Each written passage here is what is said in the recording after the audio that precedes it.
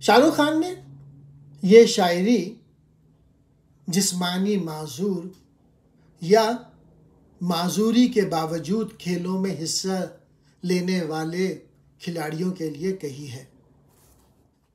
चलो इनकी मिसाल से दुनिया की सोच बदलें।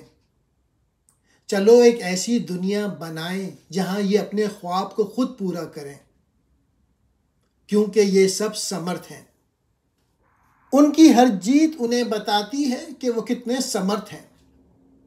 चांद से उठे सबको पता है कि वो कितने समर्थ हैं। पानी की गहराइयों को पता है कि वो कितने समर्थ हैं। समर्थ हैं इसके मायने हैं काबिल हैं, सलाहियत रखते हैं। ये नज़म हमें सिखाती है कि अगर खिलाड़ी माजूर भी हैं लेकिन उसके बावजूद वो अपनी हिम्मत से खेल खेल रहे हैं।